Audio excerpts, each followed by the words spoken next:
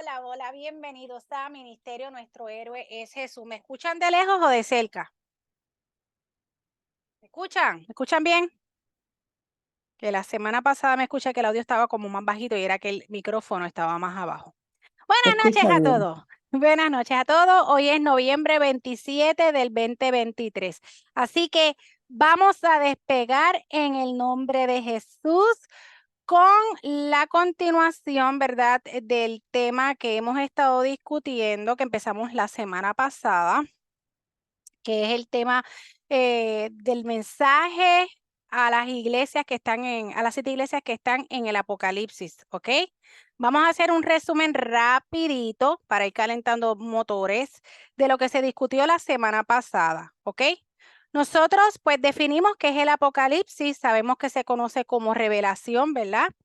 Significa también quitar el velo y que viene siendo la palabra profética del final de los tiempos y las señales del regreso de Jesús.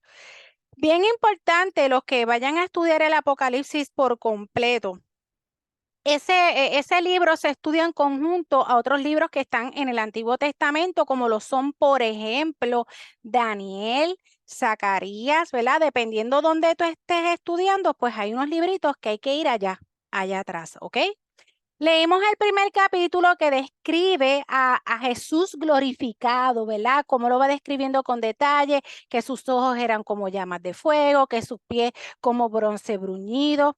Entonces, se describe también cómo fue que Juan recibió este mensaje, que fue a través, por medio de un ángel, pero tuvo una visión donde pudo ver a Jesús y escuchar a Jesús que le da el mensaje a las 7 iglesias. Bien importante, él estaba en la isla de Patmos, ¿verdad? Porque él había sido exiliado por causa de la persecución contra la iglesia. Bien importante a decir, por parte del Imperio Romano.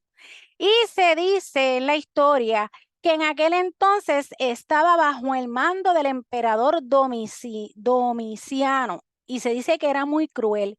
Y esto ocurrió como para el año 95 después de Cristo, o sea, después que Cristo fue y ascendió a los cielos, ¿ok? Les mostré varios mapas de la ubicación de Patmos, al igual de las 7 iglesias que son Éfeso, Esmirna, Pérgamo. Apúntate, Pérgamo hoy en día se conoce como Bergama. Tenemos a Tiatira, Sardis, Filadelfia y la Odisea. Buenas noches, hermana María, ¿me escucha? Ok, te voy a apagar el micrófono, ¿verdad? Por si acaso no se escuchen ruidos hermosos de este lugar. Ella es mi sobrina, Ana María. Bien importante que sepamos que estas iglesias fueron fundadas por los apóstoles y misioneros. Y se entiende que cuando Juan recibió el mensaje, pues las 7 iglesias estaban pasando en aquel momento por las situaciones que hemos comenzado a describir, que están allí en el Apocalipsis. Recordemos que en el capítulo 1:11 dice eh, es que Jesús le dice a Juan, escribe esto en un libro y envíalo a las 7 iglesias que están en Asia. Envíalo, wow. O sea, el Señor permitió que eso llegara a aquellas 7 iglesias. Y hoy en día, ¿a dónde llegó también ese mensaje? A los gentiles, ¿verdad que sí? A la iglesia de Cristo. También de acá. Espérate, tengo más gente conectándose. Les había dicho también que a 5 de las iglesias el Señor les envió un mensaje de amonestación, ¿verdad? De corrección y exhortación. Y a 2 de ellas les da palabras de consuelo y esperanza. ¿Ok? Entonces, cada mensaje que va dirigido a cada iglesia comienza diciéndole Jesús, escribe al ángel de la iglesia tal. El ángel representa a los líderes de esa iglesia, al pastor, a los líderes, los ancianos también. Discutimos el mensaje de la iglesia de Pérgamo y culminamos discutiendo el mensaje de la iglesia de Éfeso en conjunto, una reflexión y ejemplo. Si usted quiere saber más detalles de la primera parte que estuvo muy buena y sabrosa, esté pendiente mañana que a las 6 de la tarde se estará publicando por las redes sociales de Facebook y YouTube, ¿ok?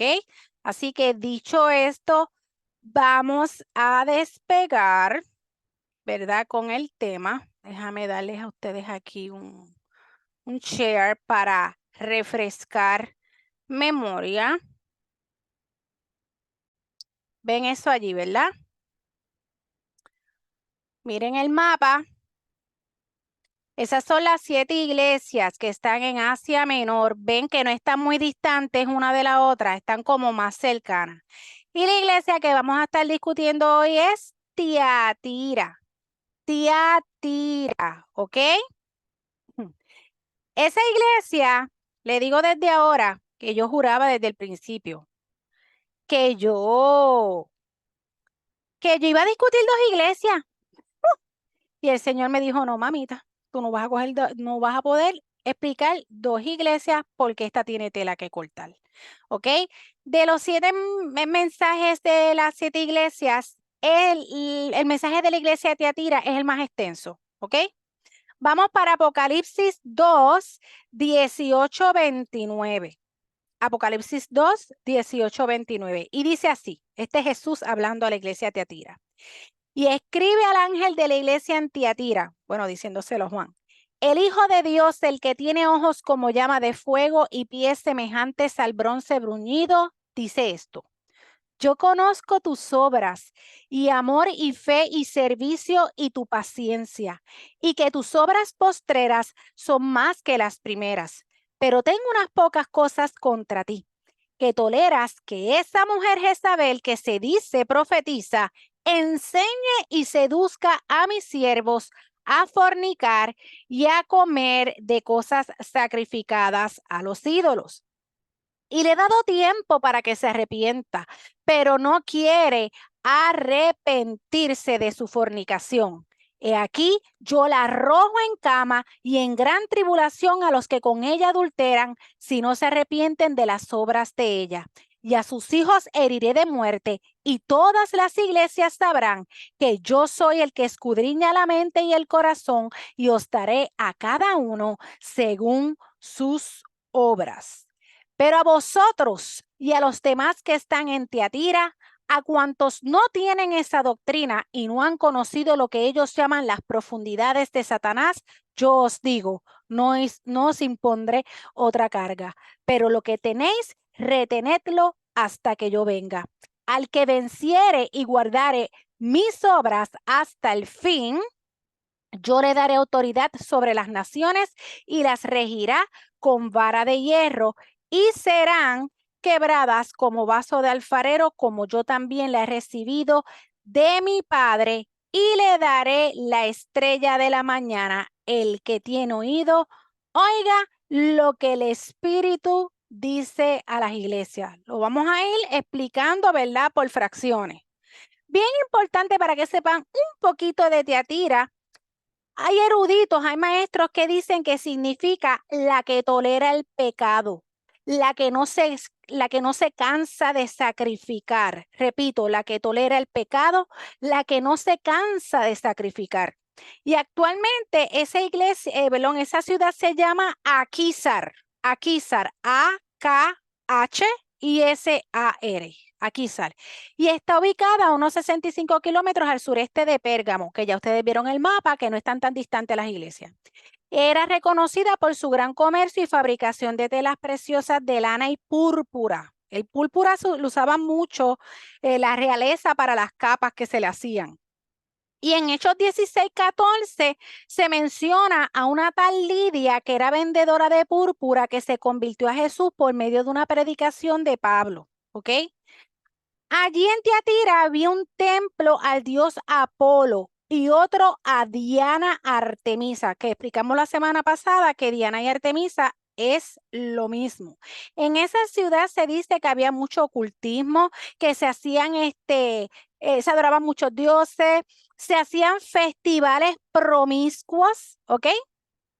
Vamos a analizar. El 19 dice, yo conozco tus obras y amor y fe y servicio y tu paciencia, y que tus obras postreras son más que las primeras.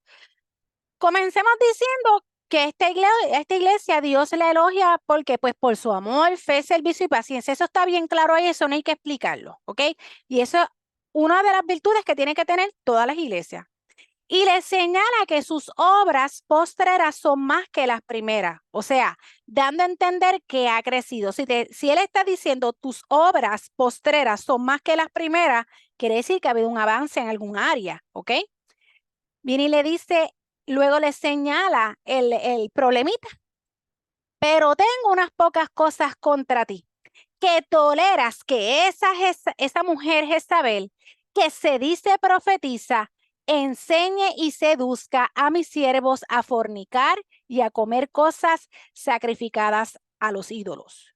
Recordemos que, ¿verdad? La semana pasada nosotros discutimos en la iglesia de Pérgamo que era comer cosas sacrificadas a los ídolos y hablamos un poco de la fornicación, no voy a estar tocando eso porque ya eso se habló. Pero ¿a quién o a qué se refiere Jesús al mencionar a esa Jezabel? Notemos que el Señor, con el fin de describir el proceder maléfico de esta mujer, la compara con la reina Jezabel. Los que son viejos en el Evangelio saben que había una reina que se llamaba Jezabel. Los que son nuevos en esto, hoy tú vas a saber quién era Jezabel. Y en Primera de Reyes y en Segunda de Reyes, que están en el Antiguo Testamento, la mencionan a ella. Y esa fue una reina que en el tiempo del profeta Elías se casó con Acab, un rey, ¿verdad? Y lo corrompió y a todo el pueblo para que adoraran a otros dioses, que era Baal y Acera. Entonces, esta mujer se opuso a que el pueblo adorara a Jehová. Fue una mujer malvada, manipuladora, controladora. Yo digo que tenía hasta características de narcotraficante, del carácter de los narcotraficantes. Ella mandaba a su esposo, o sea, él ahí, cuando tú lees, tú te das cuenta que como que él no era la cabeza del hogar, era ella. O sea, lo que había era un matriarcado, ¿ok?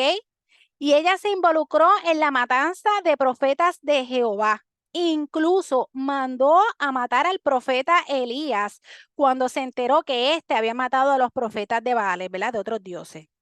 Y al que se le interponía en el camino, lo eliminaba, ¿ok? Así que ahora vamos a entrar en Reyes. Yo voy a tener que apagar el internet. Si alguien después me quiere decir algo, me lo va a tener que escribir por aquí porque tengo el grupo, otro grupo ahí encendido y me está molestando. No puedo. Primera de Reyes 16:29. Yo tengo que ir allí para explicarles a ustedes quién era Jezabel y yo voy a mencionar esas partes donde se ve ella en acción para que ustedes vayan entrelazando el carácter de ella con lo que se menciona en Apocalipsis en esta iglesia, ¿ok? Primera de Reyes 16:29 empieza a hablar de Acab que reinó a Israel por 22 años, ¿ok? Y dice que hizo lo malo delante de Jehová y que de todos los reyes que estuvieron antes que él fue el peor que lo hizo, ¿ok? Y en el versículo 31 dice que tomó por mujer a Jezabel y que veneró a Baal y a la imagen de Acera, ¿ok? Porque él ya mismo voy a decir algo más adelante. Ahora bien, ¿qué es Baal? Pues mira, él era el nombre del Dios supremo adorado en el antiguo Canaán y Fenicia. Y la práctica de la adoración de ese Dios se infiltró en la vida religiosa judía durante la época de los jueces. Cuando tú vas a Jueces 3:7 dice que el pueblo olvidó a Jehová su Dios y sirvieron a los Baales y a las imágenes de Acera, que esa era otra diosa. Y eventualmente esa adoración a estos dioses se expandió en Israel también durante el reinado de Acab, que vamos a estar aquí hablando, ¿ok? Bien importante por aquí, seguimos. Dice en el 31 que él, ¿verdad? Tomó por mujer a Jezabel, que era hija de un tal Baal, rey de los Sidonios, y fue y sirvió a Baal y lo adoró. Esta mujer ya venía con unas costumbres de adoraciones también de estos dioses, ¿ok? Y dice que hasta acá, porque venía de los Sidonios, ellos hacían eso también. Dice que acá se erigió, ¿verdad? Un altar a estos dioses. Entonces, seguimos por allí. La palabra Baal significa señor, amo, dueño, y en plural, pues le llaman Baales, y en general era un dios, esta es buena, ¿verdad? Para que la vayas asociando. Era un dios de la fertilidad que se creía capaz de habilitar la tierra para producir cosechas y que la gente tuviera hijos. Entonces, Acera Se dice que era la diosa de la fertilidad y la sexualidad y era adorada como la diosa del amor, también de la guerra. Se destacaba por su sensualidad, o sea, esto era lo que adoraba también Jezabel. Se destacaba por su sensualidad e involucraba la prostitución ritual tanto femenina como masculina. Era la diosa morrea o cananea y se cree que era la pareja de Baal. Y se la adoraba en santuarios junto a árboles sagrados, que ahí más adelante, ¿verdad? En otros lugares te explica que era la cuestión de los árboles sagrados, pero no quiero extenderme más allá porque no, ¿ok? ¿Qué pasa? Que tenemos que el pueblo de Israel en ese entonces adoraba a dioses por causa de estos reyes también, y bueno, y de atrás también, ¿verdad? Pero ya habían conocido a Jehová. Y en Primera de Reyes 18:17 dice que Acab confrontó a Elías cuestionándole que estaba turbando a Israel. ¿Por qué? Como esta gente andaban en la idolatría, el pueblo, un momento dado que Jehová, ¿verdad? Habló a Moisés y Moisés profetizó que iba a estar sin llover allí por 3 años. Y dice que había mucha hambre, la gente estaba sufriendo. Y Acab lo sabía que él había profetizado eso, pero cuando se lo encontró, pues lo confrontó y le dijo, tú eres el que estás turbando al pueblo. Y Moisés le dijo, yo no soy el que estoy turbando al pueblo, eres tú que abandonaste los mandamientos de Jehová, al igual que los de ¿cómo es? Al igual que tus padres. ¿Qué pasa? Allí estoy resumiendo. Elías le dice acá, ¿verdad? Para reunir al pueblo de Israel y a los profetas de Baal. Entonces Acab convocó a los hijos de Israel y reunió a los profetas en el monte Carmelo. Y acercándose Elías a todo el pueblo, los confrontó diciéndole, mira, ¿hasta cuándo claudicaréis vosotros entre dos pensamientos? Si Jehová es Dios, seguidle. Y si Baal, id en pos de él. Entonces dice que el pueblo se quedó callado, ¿ok? Y Elías volvió a decir al pueblo, solo yo he quedado profeta de Jehová, porque a todo esto Jezabel había mandado a matar todos esos profetas, ¿ok? Y él era el que había sobrevivido. Después él dice, más de los profetas de Baal hay 450 hombres. ¿Qué pasa? Elías cogió ahí mismo, estoy resumiendo porque quiero llegar a Jezabel, es que le tengo que hacer el cuento. Elías le pidió al pueblo que buscaran como leña, ¿verdad? Y le pidió a los profetas de Baal, ok, le pidió las leñas, le pidió 2 toros, uno y uno, que los machacaran, porque era para sacrificarlos. A uno era para los profetas de Baal y otro para él.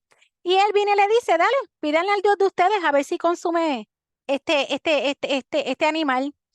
Dice que ellos empezaron a clamar a su Dios, dale que dale, dale que dale, dale que dale, no pasaba nada. Y como ellos veían que no pasaba nada, pues empezaron a clamar más duro, a gritar y a hacer un show ahí. Dice que cogían cuchillos y se sajaban. O sea, que se acuchillaban y sangraban.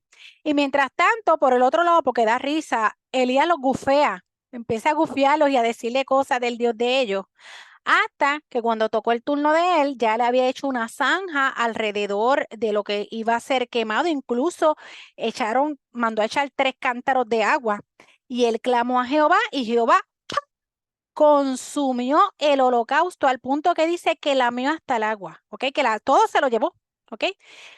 Entonces, después de eso, pues, ¿qué pasa? Jehová le dijo a Elías que fuera y destruyera, ¿verdad? Todos esos dioses. Y ahí es cuando Jezabel le envía una amenaza de muerte, ella, la narcotraficante, le envía una amenaza de muerte en Primera de Reyes 19:2 y la voy a imitar porque es que me la imagino. Vamos a meternos en el carácter, en la personalidad de ella para asociarla con la de allá. Así me hagan los dioses y aún me añadan, si mañana a estas horas yo no he puesto tu persona como la de uno de ellos. Cuando ella se entera. Siguiendo con el carácter de Jezabel, vamos a ver otra escena.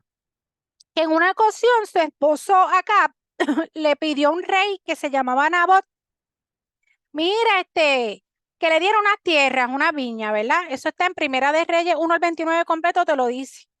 Y este rey Nabot le dijo, porque le dijo, mira, dame esa viña o hacemos un trueque o yo te la compro.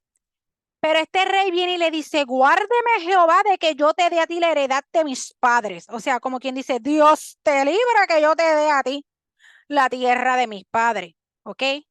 ¿Qué pasa? Dice la Biblia que Acab llegó a su casa entristecido, enojado, se acostó en la cama y que no comió. Cuando doña Jezabel se dio cuenta, le dijo en Primera de Reyes 21:5, ¿por qué está tan decaído tu espíritu y no comes? Entonces el rey viene y le dice, pues, porque yo le pedí a mi mamá que si me podía vender a mí la vida. Me dijo que no.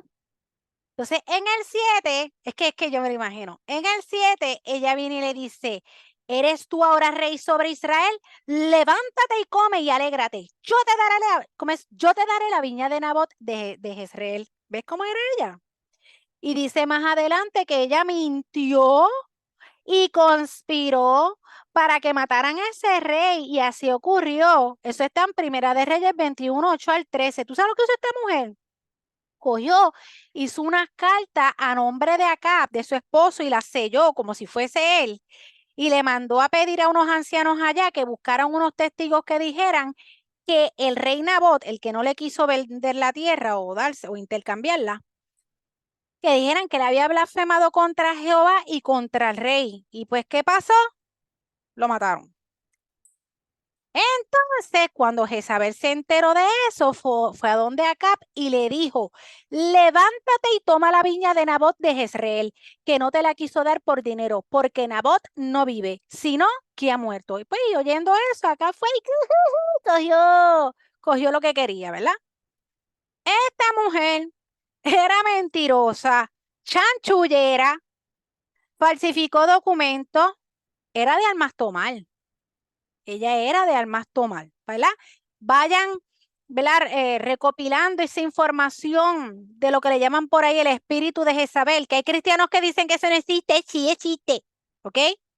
Y dice la palabra, terminando, ¿verdad? Con esto de Jezabel, describiendo allí en Reyes, en el 25 dice, a la verdad ninguno fue como Acab, que se vendió para hacer lo malo ante los ojos de Jehová, porque Jezabel, apúntatela, porque Jezabel, su mujer, lo incitaba, ¿ok?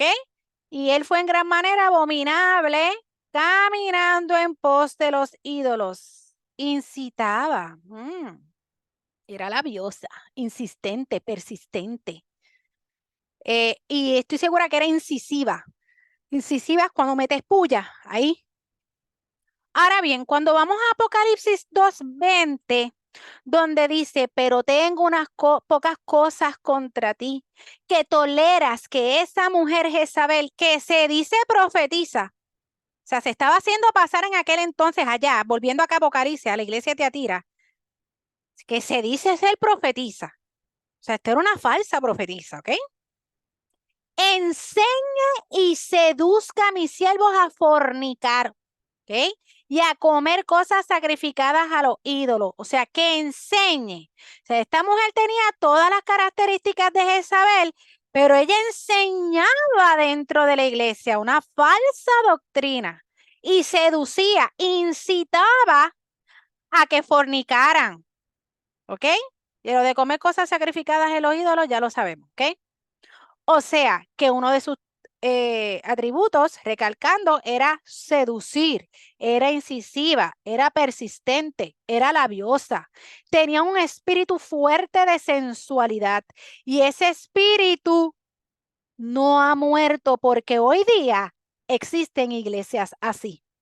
Esta era una iglesia que toleraba el pecado. No toda la iglesia, porque vamos a ver más adelante, pero toleraba el pecado, porque le están diciendo, escríbele al ángel de la iglesia. Era una iglesia permisiva, permitía la falsa doctrina.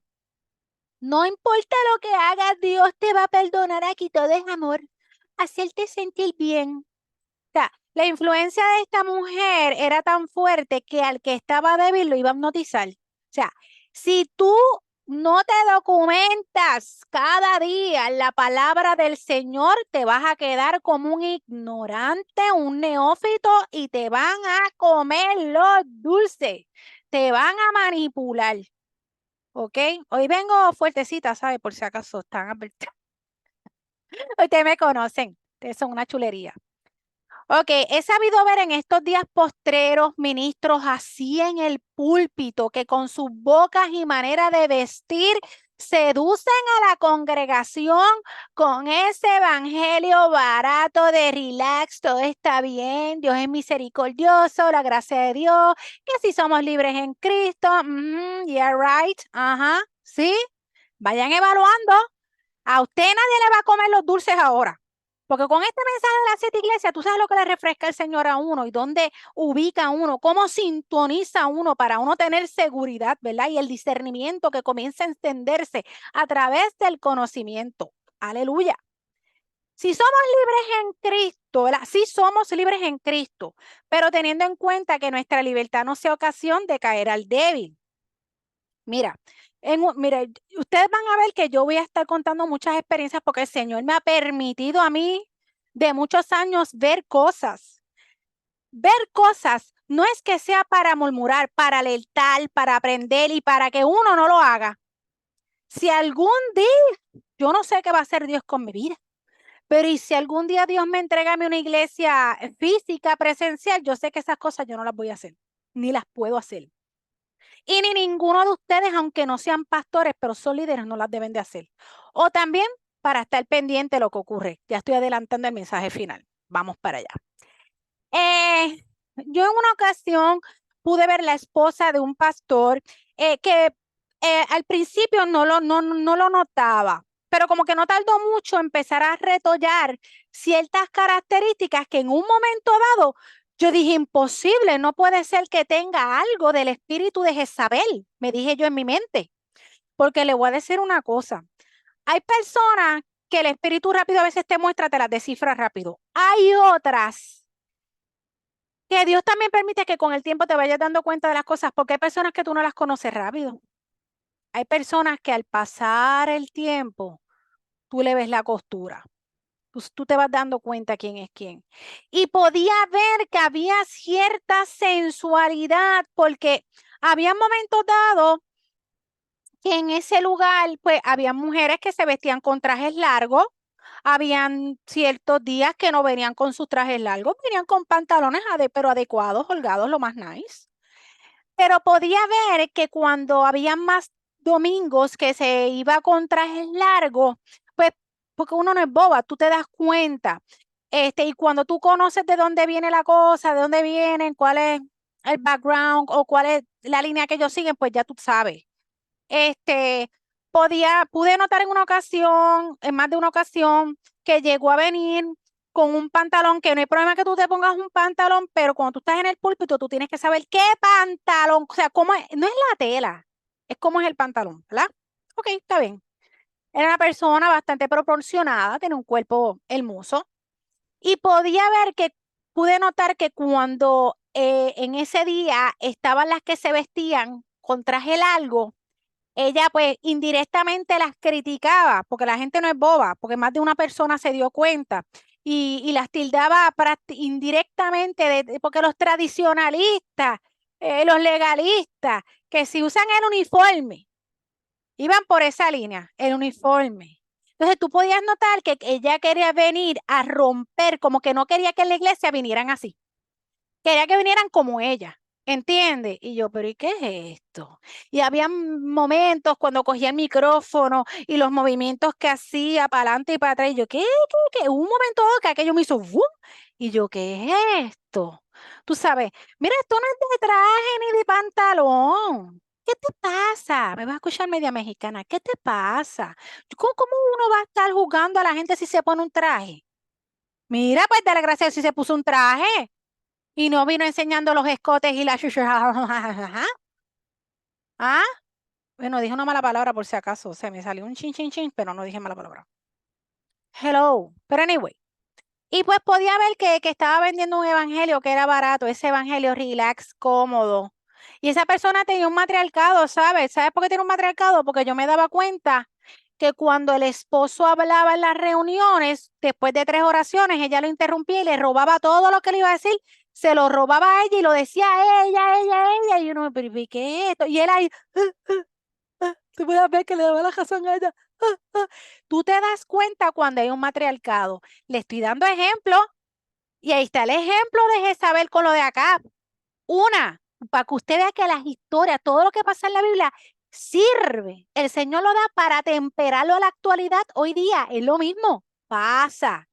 Y no es que la mujer no pueda participar dentro de la iglesia, hello, pero cuando el pastor es el hombre, la esposa tiene que dejar que el pastor sea la cabeza de la iglesia después de Cristo, no que le esté robando ahí. Entonces, ahí es que fue que yo empecé a notar, no, esta tiene un par de cositas aquí de Jezabel, ¿entendiste? Y hasta hubo momentos dados que se exaltó, faltó el respeto a hermanos, abrió la boca, yo, ¿qué es esto? Y ahí es cuando el Espíritu te va mostrando. Seguimos. Vemos que en el señalamiento que Jesús le hace a esta iglesia está que permite la fornicación. La semana pasada hablé un poco de eso, pero hoy voy a abundar un poco más de este tema desde otra perspectiva, ¿ok? Vamos a hablar aquí un poquito, no me estoy saliendo de tema, estamos en la fornicación. He conocido mujeres que están afectadas porque su pareja no se quiere casar. Algunos ponen muchas excusas por miedo al compromiso, otros porque tienen una agenda escondida, ya sea porque tienen a otra mujer, porque pasa, o porque tienen planeado que cuando se mueran dejarle todo a los hijos y nada al cónyuge, ya sea porque la quiere castigar por problemas que han pasado y no quieren perdonar, o porque son unos simples egoístas y tienen el corazón endurecido, ¿ok? He conocido de mujeres que gimen, estoy hablando de mujeres cristianas, que gimen en su oración al Señor porque me lo han expresado, ¿ok? Se sienten mal por el pecado de la fornicación, pero Dios conoce los corazones y las intenciones. Ellas se han convertido, pero Él no.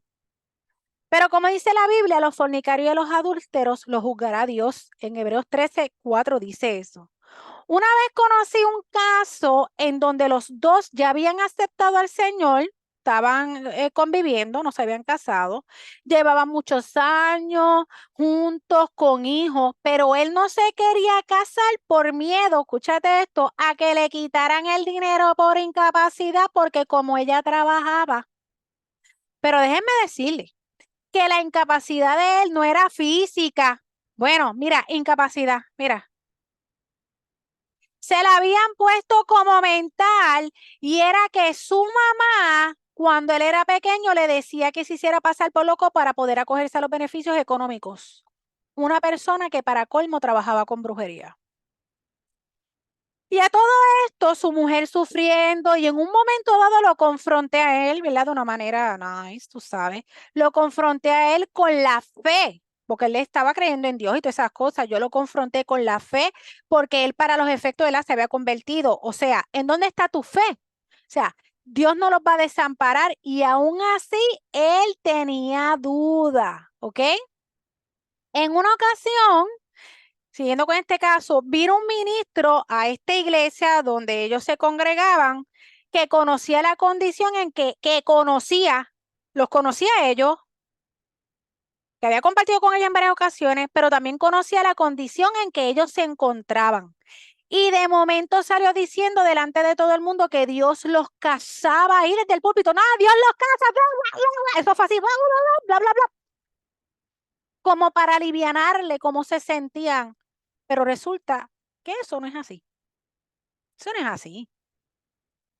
Voy con la preguntita que le gusta a Wanda y a María. Y a unos cuantos aquí. ¿Qué es eso? ¿Qué es eso? De nada sirve que se le digan que ya están casados ante el Señor si uno de ellos no muestra verdadero arrepentimiento respecto a la fornicación, porque los dos, no es que era uno, los dos que habían aceptado al Señor, que ya mucho tiempo yendo a la iglesia, la.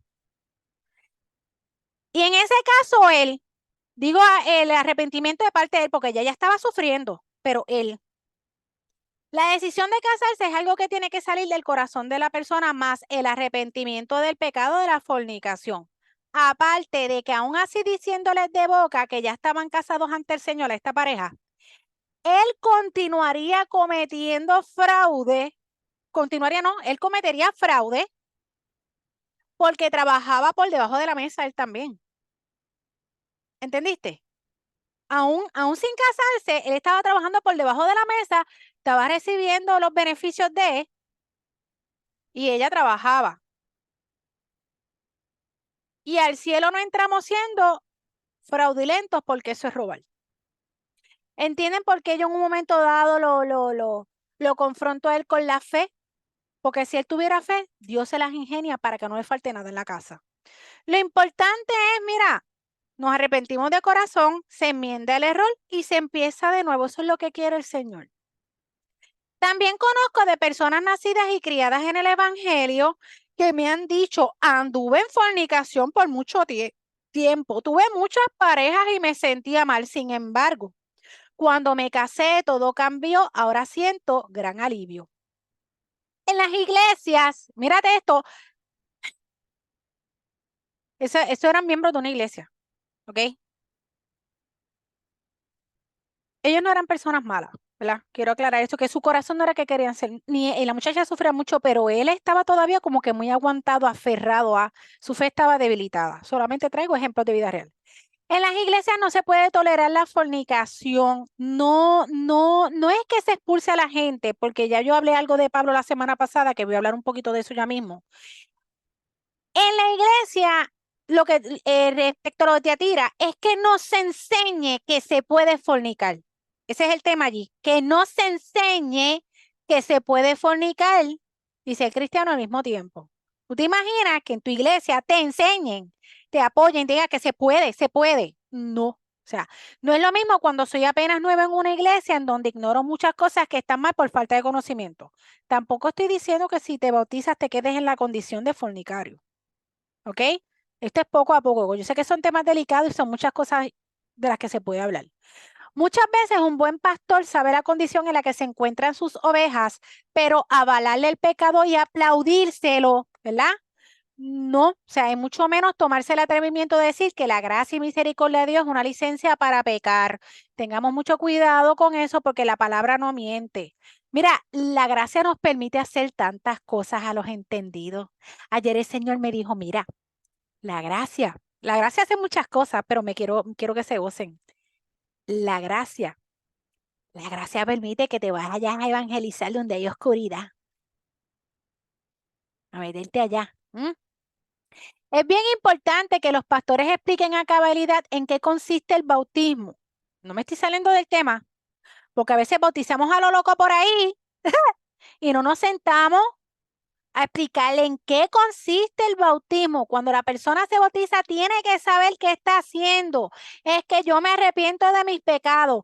Creo en Jesús que vino aquí y murió por nuestras transgresiones, por amor a nosotros y para darnos vida eterna en abundancia. Y que al sumergirme en las aguas, dejo la vieja criatura y al salir de las aguas, nace una nueva criatura que se supone que se haya arrepentido del adulterio, de fornicar y de todas las cosas que dice la palabra del Señor de los que no van a heredar el reino de los cielos. O sea, que esa persona se va a dedicar a mantener una relación con Jesús por medio de la oración que se dijo la semana pasada, congregarse, leer la palabra, dar fruto y proclamar el evangelio. Entendemos que a veces hay casos en que hay personas que están viviendo en fornicación por años y ya tienen hijos, pero una de ellas, por medio de la palabra, ha creído en el Señor Jesucristo y se ha convertido. Y sus frutos, su conducta son los que han hecho que su pareja se convierta. Hay otros casos que no ha sido así. Hay casos también en que ya son dos unidos en matrimonio, uno de ellos se convierte y el otro no, pero el cónyuge creyente puede hacer que su pareja se convierta por lo que acabo de decir, por su conducta. Tú sabes lo que dijo Pedro en Primera de Pedro 3:1. Lo que voy a leer es parte de los deberes conyugales. Asimismo, ustedes mujeres estén sujetas a vuestros maridos, pero también los que no creen en la palabra, refiriéndose a, ¿verdad? a los esposos que no creen en la pareja, en la palabra, perdón, sean ganados sin palabra por la conducta de sus esposas, considerando vuestra conducta casta y respetuosa. Por otro lado, tenemos Lucas 17:34 que dice, os digo que en aquella noche estarán dos en una cama, el uno será tomado y el otro será dejado. Que quede claro que con esto yo no estoy minimizando, ¿verdad?, el tema de la fornicación.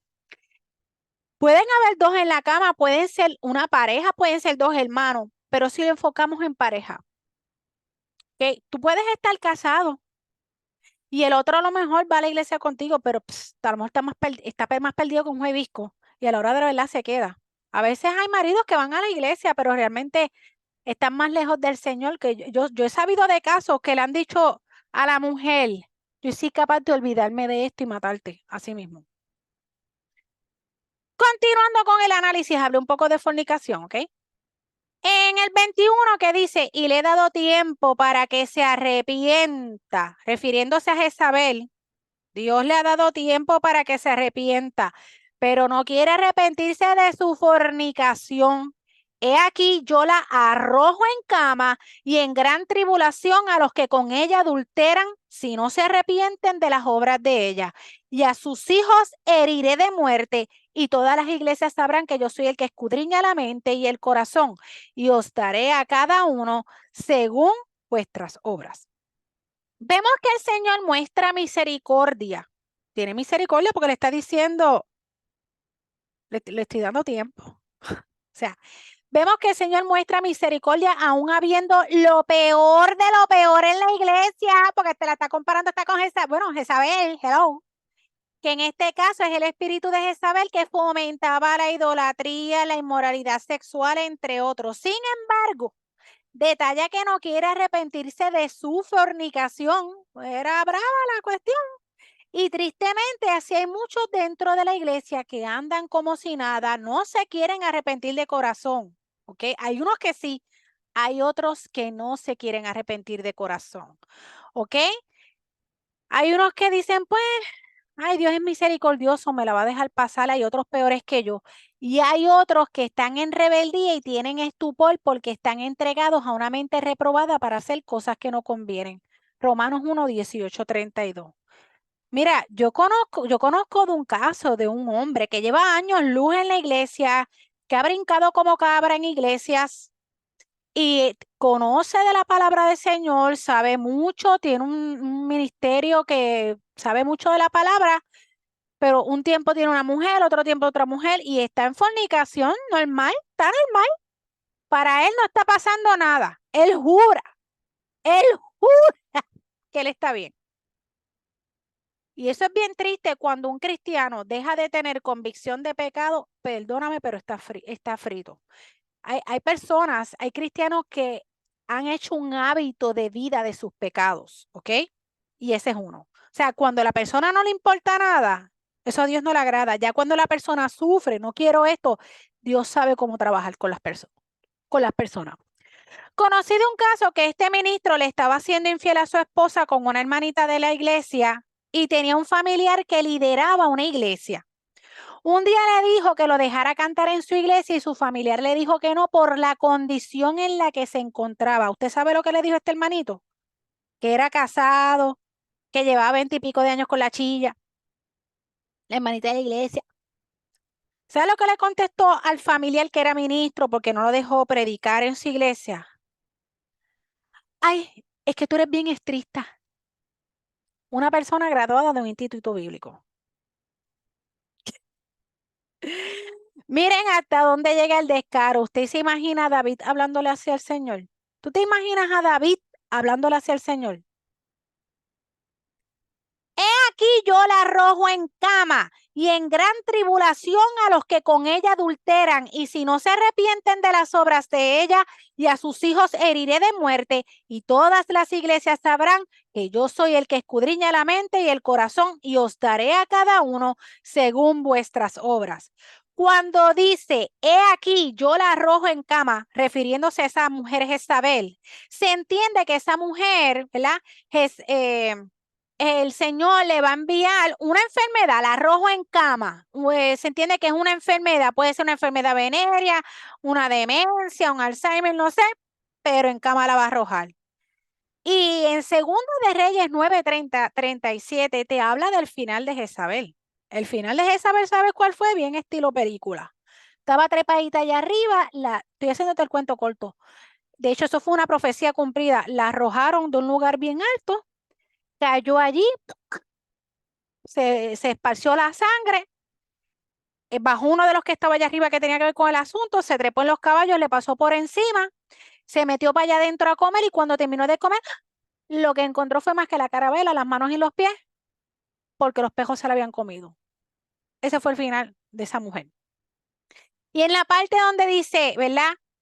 Y lo arrojo también en gran tribulación a los que con ella adulteran, o sea, al séquito, ¿ah? Al grupito también que la sigue, ¿ah? Cuando dice que los arroja, ¿verdad? Que los lleva a gran tribulación, se refiere a angustia, dolor, sufrimiento. Porque los que siguen esto no se arrepienten de corazón, en algún momento dado esto pasa. ¿Ok? La gente que no respeta a Dios no se puede salir con la suya. Y le voy a decir algo adicional. Del casito del hermanito, que estuvo 20 y pico de años con la mujercita, con la amante, que era un hombre casado, que era ministro también dentro de la iglesia. ¿Saben qué pasó? Con el tiempo, a ese hombre, muchísimos años después, en su vejez, le dio un cáncer. 4 años con un cáncer. Porque hasta 6 meses antes de morir estuvo potrón y terco. Ya después, entrando los últimos 6 meses de vida, los muñequitos empezaron a cambiar.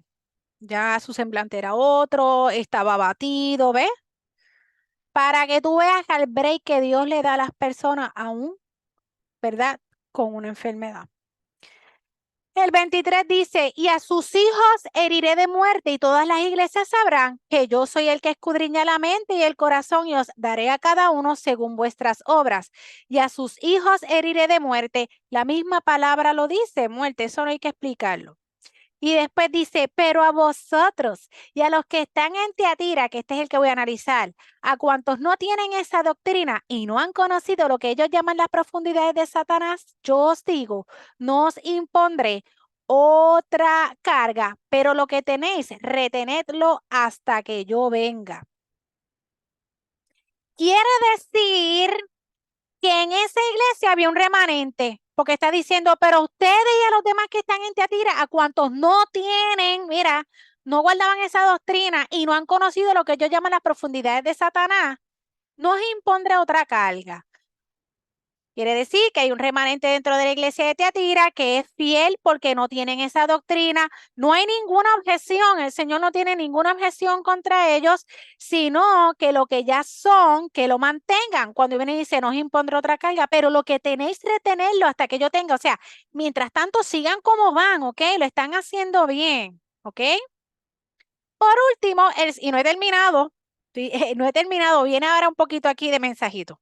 Por último, el Señor termina dándoles una promesa. Al que venciere y guardare mis obras hasta el fin, yo le daré autoridad sobre las naciones y las regirá con vara de hierro y serán quebradas como vaso de alfarero, como yo también la he recibido de mi Padre y le daré la estrella de la mañana, que es un glorioso futuro. El que tiene oído, oiga lo que el Espíritu dice a las iglesias. Ok. Al que venciere y guardare mis obras hasta el fin, yo le daré autoridad sobre las naciones. La Biblia dice que eventualmente, cuando Jesús esté en Jerusalén y nosotros estemos aquí en esta tierra, pues va a ser como por 1000 años, van a haber unas funciones que van a tener cristianos, de dirigir naciones, ¿ok? Por eso dice, yo le daré autoridad sobre las naciones, ¿ok? Y esa es una de las promesas, y después dice, y le daré la estrella de la mañana. Se entiende que puede ser un glorioso futuro, otras cosas. El asunto es, como yo les dije al principio, hay ciertas cosas que a veces puede ser esto, puede ser lo otro, pero a cada iglesia le promete algo bueno al final si vencen, sea lo que sea. Si sea que tú vengas a dirigir esta ciudad o no, sea lo que sea, lo importante es estar con el Señor. Tengo una amiguita que me reservo el nombre, bien chula, que yo la quiero mucho, que hace unas semanas atrás, yo no sé si lo llegué a comentar aquí un momento dado, me dijo, Pues yo estaba orando al Señor y yo le dije al Señor, mira, si allá hay zafacones, olvídate, hasta al lado de los zafacones yo me quedo. Y yo le dije, qué linda tú eres, porque ese Señor lo ve, el Señor ve las intenciones del corazón. Obviamente sabemos que yo no creo que hayan zafacones, pero esa cosa de que déjame un cantito allá, ¿tú me entiendes? Eso es hermoso, Dios es bueno. Qué lindo tú eres. Ok, con esta situación de esta iglesia de Tiatira, debemos preguntarnos en qué condición está el líder de la iglesia de usted. Ahora no estoy diciendo que usted vaya a señalar y va a formar un revolución, hello, porque hay líderes que son buenos, ¿verdad? Pero es un análisis. Debemos preguntarnos en qué condición está el líder de la iglesia y también a los demás líderes dentro de la iglesia, porque usted sabe que siempre está el pastor, pero debajo del pastor hay más líderes, ¿verdad? Usted sabía eso, ¿verdad? Los ancianos y todas esas cosas, ¿ok? Porque siempre, ok, y hay ovejas que conocen la verdad, aunque no tengan puesto de líderes todavía, tenemos eso también en la iglesia, pero hay unos que se quedan callados, ¿ok? No dicen nada. Eso también son responsables, ¿tú sabías eso? El líder de la iglesia, cuando tú tienes conocimiento de que hay cosas que están pasando dentro de una iglesia, como esto que está pasando ahí, está fuertecita la cosa. Si la iglesia de Tiatira estaba en esa condición y su iglesia está igual y el pastor no hace nada, váyase de ahí. Vamos a repetirlo. Si la iglesia de Tiatira estaba en esa condición y su o tu iglesia está igual y el pastor no hace nada, vete de ahí, vete de ahí. Hay pastores que son, llévate esta palabra, hay pastores que son flojos en su liderazgo, ¿ok? Cuando tienen que amonestar, no lo hacen. Hay otros, los hay. No se crea que todos los pastores son chulisnaki, que lo hacen bien, los hay de todo. Hay otros que les da miedo lo que piense o diga la oveja y hay otros que al intentar amonestar a la oveja más de una vez y al ver que ésta le responde con actitudes, se cierran y no dicen nada más. Hasta se deprimen y tristemente recurren a llamar a un predicador para contarles lo que está ocurriendo en su iglesia para que venga a amonestarla cuando eso es algo que le toca al pastor hacer. Esa es parte de su función. ¿Ok? Yo no me estoy inventando lo que le estoy diciendo, ¿sabe? Esto es caso de vida real. Yo en una ocasión conocí un ministro que se deprimió un montón. La iglesia tenía gente por una persona, por una mujer que no respetaba a este ministro.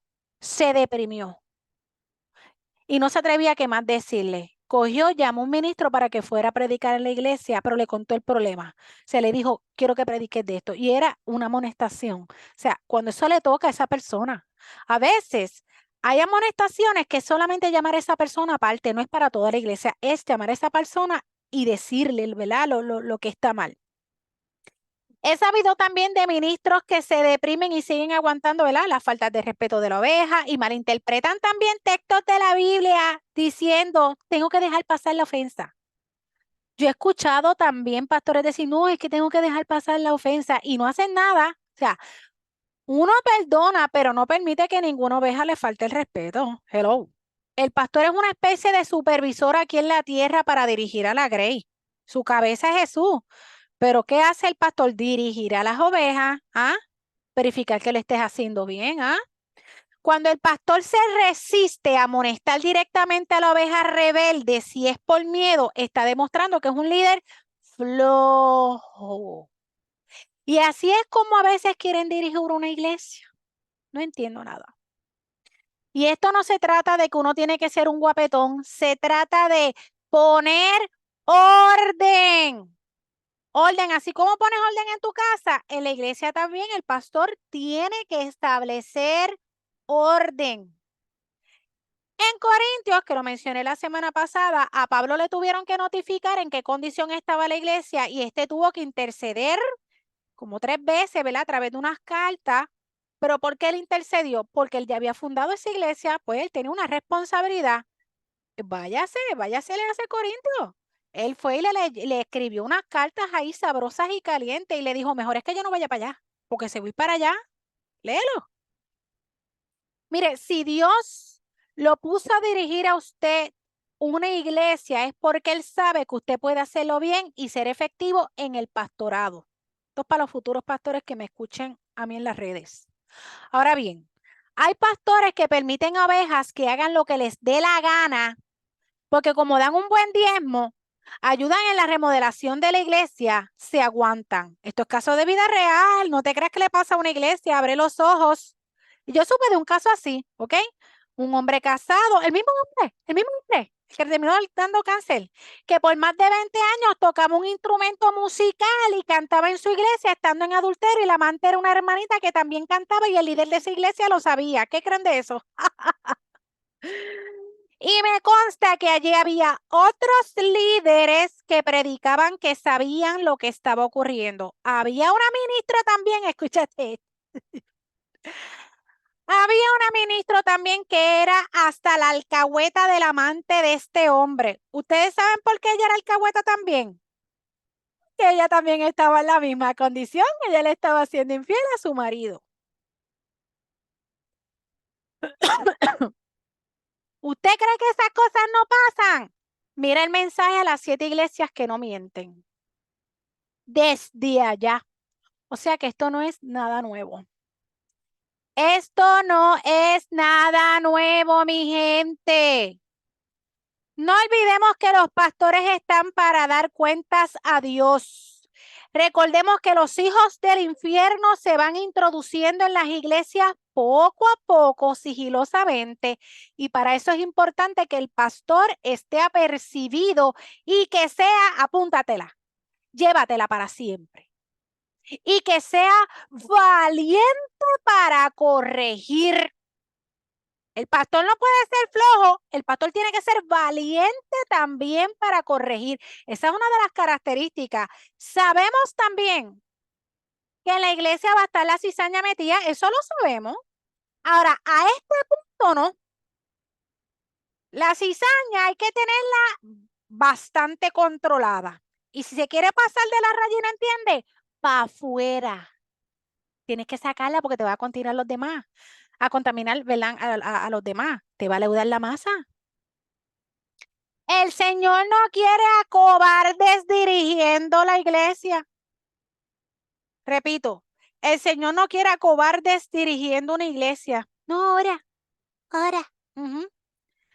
sabido también de otros pastores, ¿verdad? Y quede claro, el Señor quiere que los pastores crezcan. El pastor no puede ser un neófito. Pablo se lo dijo a Timoteo. Las características está ahí, se lo dijo. Pero hay pastores hoy en día, casos de vida real. Es que Dios, quiero que sepan esto de antemano, pero vayan a pensar que uno está hablando de más. Dios me ha puesto a mí a estar en conexión con muchos pastores. Desde que el Señor me puso a mí hacer muchas cosas para Él, eso es parte de mi ministerio. Hay otras cosas que yo hago en mi ministerio, pero sí, ¿ok? He sabido de pastores, ¿verdad? Que cuando tú les hablas de temas como de la segunda venida del Señor, el arrebatamiento, la gran tribulación, que es la fornicación, el adulterio, mira, voy a dar este tema, o mira, este tema lo debes de tú saber. He sabido escuchar pastores decir que no les interesa el tema. Es más, mira, cito palabras, que no les llama la atención y prefieren quedarse con temas básicos en kindergarten. El amor, el amor. Y cuando vienes a ver, siempre están repitiendo lo mismo en sus mensajes, porque no tienen más nada que dar, se quedaron enanitos. ¿Ah? Se supone que el pastor tiene que evolucionar, apúntatela. El pastor se supone que tiene que evolucionar en conocimiento para llevar también a la iglesia a crecer. ¿Ok? No puede ser un neófito o ignorante de la palabra. Lo repito porque es que lo repito.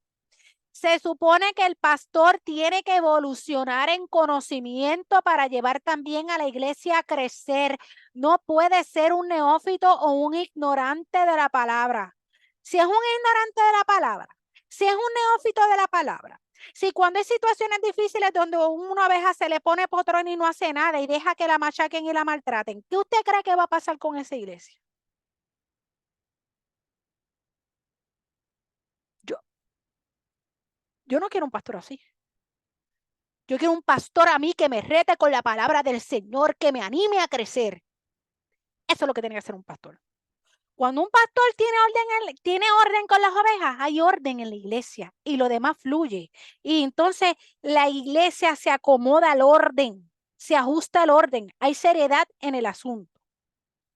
Para finalizar, preguntas que debemos hacernos. No me la tienes que contestar, ni me tienes que decir nombre de iglesia, no, eso aquí no, ustedes saben que eso aquí no opera, ni nombres de nadie, eso no. Analiza. ¿Hay en tu iglesia una Jezabel que está engañando a la congregación? ¿Hay un espíritu de Jezabel en tu iglesia que se está infiltrando por ahí? ¿Mm? Como la zorra. ¿Ah? Verifique que no esté solapada. Y para los que me van a escuchar eventualmente en las redes, ¿saben? Verifique que no esté solapada por ahí, tú sabes. A veces no es el pastor, a veces está en los del concilio. Permiten la fornicación en tu iglesia, o sea, que se enseñe, que se apoye, que no es lo mismo, recordemos que haya alguien que lo está viviendo, está arrepentida la persona, su pareja no se quiere casar y está tratando de luchar para salir de eso, rogándole al Señor, ¿verdad? Que le abra puertas para que se salgan de eso, porque pues Dios lo dice. Permite que se enseñe, que se apoye, como dije aquel día, el lunes pasado, que los trepen allí en el altar, allí a tocar batería, sabiendo que están en fornicación, allí a dar el cultito, el devocional. No, les da lo mismo, ese pastor le da lo mismo, ¿verdad? Ponen a trabajar en el púlpito o a dar clases a alguien en estas condiciones, o a alguien que es idólatra. ¿Tú crees que tú debes de poner en el púlpito a personas que creen en el horóscopo? ¿Qué es eso? Nosotros no podemos estar creyendo en esas estupideces. Ponen a trabajar a alguien en adulterio que le conste al pastor y a los líderes de la iglesia que está en adulterio. Te voy a dar un consejito de paréntesis, no ande con ellos, no ande con los adúlteros. Pero es una cosa, en la iglesia también se cuelan los adúlteros que no les importa nada. Con eso se supone que usted no tiene que estar andando. Si no se arrepienten y quieren vivir con los del mundo, usted no tiene por qué estar juntándose con ellos. La palabra lo habla, tú no tienes por qué estar juntándote con ellos. Ahora, si usted sabe que una persona que se convierte, ¿verdad? Está conviviendo con alguien que lleva años y se convirtió, está conviviendo y está sufriendo porque quiere casarse, ay, ore por esa persona, ore para que el Señor le ayude a que pueda, ¿verdad? O que las cosas se arreglen, que esa pareja, ¿verdad? Que en tiempo, sino que la liberte, porque imagínate, aparte de todas estas cosas mencionadas, ¿existe otro pecado que permitan o toleren?